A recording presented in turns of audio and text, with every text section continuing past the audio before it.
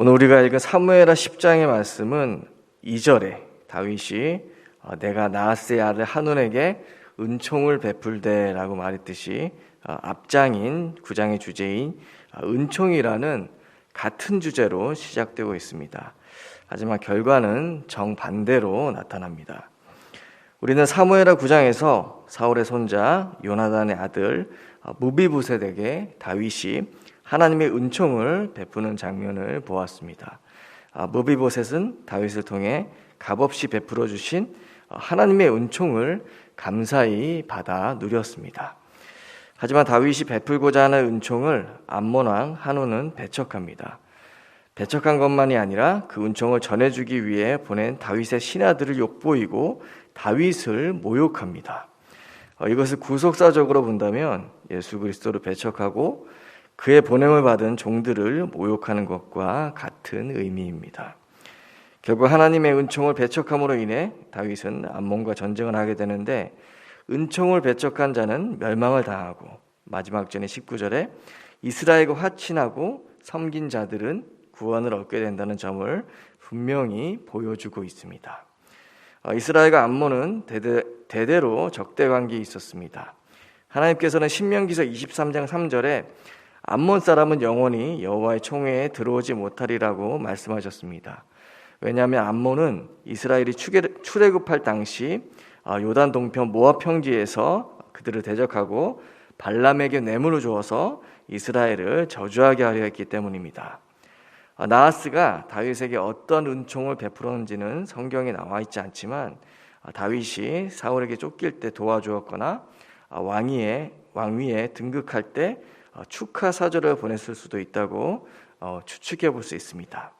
하지만 나하스의 아들 한온의 신하들은 다윗이 보낸 신하들을 은총을 베풀고자 파송한 자들이 아닌 정탐꾼으로 몰아세웠던 것입니다. 수염을 깎았다는 말은 권위를 짓밟은 것이고 붉기까지 드러내도록 의복을 잘랐다는 것은 최대한의 모욕을 주었던 행위였습니다.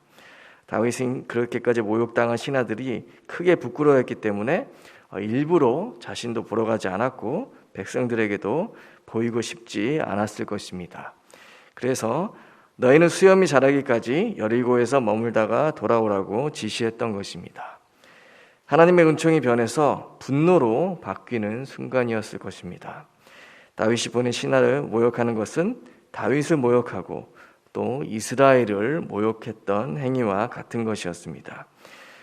이스라엘은 하나님께서 택하신 선민이었고 다윗은 그리스도를 예표하는 왕이었습니다.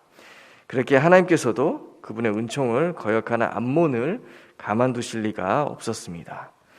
6절에 암몬 자손들이 자신들이 이 일로 하여금 다윗에게 미움을 사게 된 것을 알았을 때라도 용서를 구했으면 됐지만 그들은 용병을 고용해서 연합군을 만들어 이스라엘을 대적하기로 합니다. 그래서 다윗은 군대 장관 요압과 용사의 온 무리를 보내고 요압의 아우 아비새는 암몬 자손을 맡게 합니다. 12절에 보면 요압은 우리가 우리 백성과 우리 하나님의 성읍들을 위하여 담대히 하자. 여호와께서 선히 여기시는 대로 행하시기를 원하노라라고 말합니다. 즉 수모를 당한 신하를 위해서 싸우는 것이 아니라 하나님의 백성과 하나님의 이름을 두신 우리 하나님의 성읍들을 위해서 싸우자는 것입니다. 그렇기 때문에 이 전쟁은 다른 것이 아닌 하나님의 이름을 위한 전쟁이 되는 것입니다. 그렇게 하나님의 군대 앞에서 아람 용병들은 싸워보지도 못하고 패배합니다. 그리고 용병들인 아람 군사가 도망함을 보고 암몬 군사들도 성으로 도망칩니다. 그리고 14절을 보면 요압이 예루살렘으로 돌아가는데 이것은 잠시 휴전 상태에 들어갔다고 볼 수 있습니다. 15절에 아람 사람이 자기가 이스라엘 앞에서 패하였음을 보고 모임에라는 말씀은 패하고 도망했던 아람군이 다시 전열을 가다듬어 재공격을 시도했다는 말입니다. 이때 사무엘하 8장 3절에서 자기 권세를 회복하려다가 다윗에게 좌절당한 하닷에셀이 합세해서 군사령관 소박으로 지휘하게 합니다. 하나님의 군대를 대적하기 위해 여러 왕들이 연합하고 있는 것입니다. 그런데 이번에는 전의 전쟁과는 두 가지 다른 점이 발견되는데, 첫 번째는 왕인 다윗이 직접 군대를 모아서 출정하고 있는 것이고, 둘째는 15절 이하부터 보면 이스라엘의 신하들을 모욕한 장본인은 암몬인데 싸움은 용병들인 아람이 싸우고 있다는 것입니다. 결론은 은총을 거부하고 대적하다가 멸망당하는 암몬과 화친해서 구원을 얻는 아람의 모습이 대조적으로 나타나는 데 있습니다. 아람 사람들도 처음에는 이스라엘을 대적했지만 이스라엘을 이길 수 없다는 점을 깨닫고 마지막 절에 이스라엘과 화친하고 섬겼다고 나와 있습니다. 그렇다면 누구와 화친하고 누구를 섬겼다는 것일까요? 군대 장관이 아닌 다윗 왕입니다. 다윗과 화친함으로 멸망당하지 않고 생명을 부지할 수 있었던 것입니다. 암몬의 싸움에는 출정하지 않았던 다윗이 아람 사람과의 전쟁에서는 친히 나서고 있는 것입니다. 19절 하반절을 보면 그러므로 아람 사람들이 두려워하여 다시는 암몬 자손을 돕지 아니하리라 라는 말씀으로 끝납니다. 다시는 다윗을 대적하는 편에 서지 않았다는 말입니다. 다윗 왕국은 예수 그리스도를 통해 세워질 하나님 나라를 예표합니다. 오늘 말씀을 통해서 하나님께서 우리에게 주시는 메시지는 하나님의 은혜를 헛되이 받으면 예수 그리스도를 통해 세우신 하나님의 나라에 대해서도 오해를 하게 되고 오히려 대적할 수 있다는 것입니다.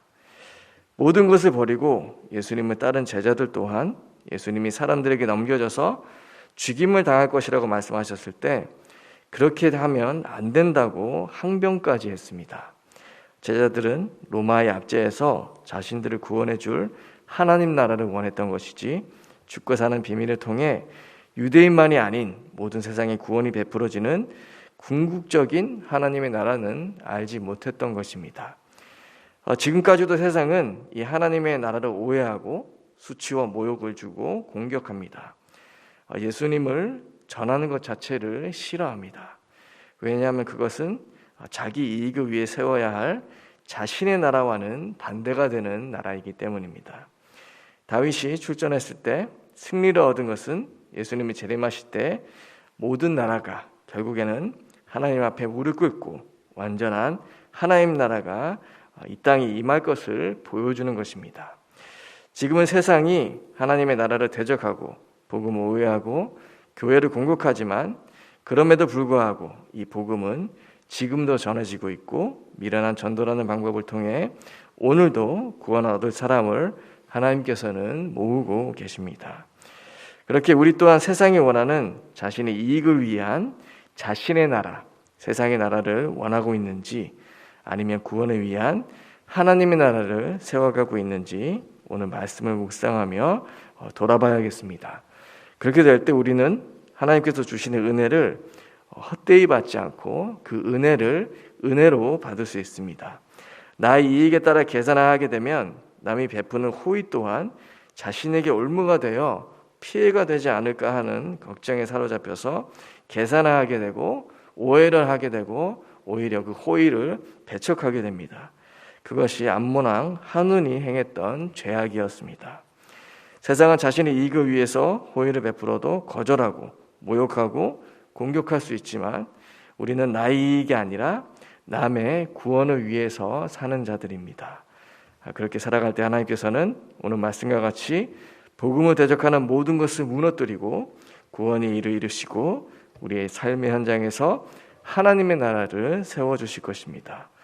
배척당하고 오해를 받는다고 해도 우리가 복음을 전한 이유가 바로 여기에 있습니다.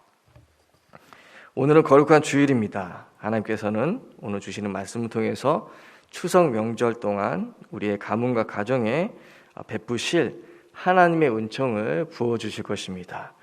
오늘 주시는 말씀을 붙잡고 우리가 복음을 전할 때 받아들이는 식구들도 있겠지만 오해하고 배척당할 수도 있을 것입니다. 하지만 하나님의 백성으로 세상의 나라를 본다면 우리는 믿지 않는 우리의 가족들을 기다리고 그들의 구원을 위해서 계속 기도해 줄 수 있을 것입니다. 그렇게 될 때 하나님께서는 분명히 성경에 말씀하신 대로 주 예수를 믿으라 그리하면 너와 너희 가정이 구원을 얻으리라는 말씀을 성취시켜 주실 것입니다. 이것이 바로 은혜를 헛되이 받지 않는 우리를 통해서 하나님이 이 땅에서 주실 승리이고 이 땅에서 이루어 주실 하나님의 나라입니다. 오늘도 주신 말씀을 통해서 말씀을 먼저 받은 우리가 하나님의 내려주시는 은혜를 헛되이 받지 말고 또 오해당하고 배척당하고 공격당한다고 해도 끝까지 하나님 나라를 전하며 승리하는 한 주 사시는 모든 재관부평교회 성도님들 되시기를 간절히 축원드립니다. 기도하겠습니다. 하나님 아버지, 우리가 하나님의 은총을 우리에게 내려주실 때 그 은총을 은혜로 받게 하여 주시옵소서. 세상은 호의를 베풀어도 그것이 자신에게 피해가 가지 않을까 오해를 하고 배척을 하기도 합니다. 특히 복음 전하는 것을 가장 싫어합니다. 세상은 자신의 이익을 위해서 살아가는 그런 나라이기 때문입니다. 하지만 하나님께서 우리에게 주신 하나님의 나라는 우리를 희생해서 남을 살리는 나라입니다. 그것을 몸소 실천하신 예수 그리스도를 따라서 오늘도 십자가에서 나의 욕심을 못 받고 오직 예수 그리스도를 살게 하여 주시고 그 은혜를 통해서 추석 명절 기간 동안 복음이 선포되고 우리의 가정이 살아나는 역사가 일어나게 하여 주시옵소서. 예수 그리스도의 이름으로 기도드리옵나이다. 아멘. 하늘에 계신 우리 아버지, 아버지의 이름을 거룩하게 하시며 아버지의 나라가 오게 하시며 아버지의 뜻이 하늘에서와 같이 땅에서도 이루어지게 하소서. 오늘 우리에게 일용할 양식을 주시고 우리가 우리에게 잘못한 사람을 용서하여 준 것 같이 우리 죄를 용서하여 주시고 우리를 시험에 빠지지 않게 하시고 악에서 구하소서. 나라와 권능과 영광이 영원히 아버지의 것입니다. 아멘.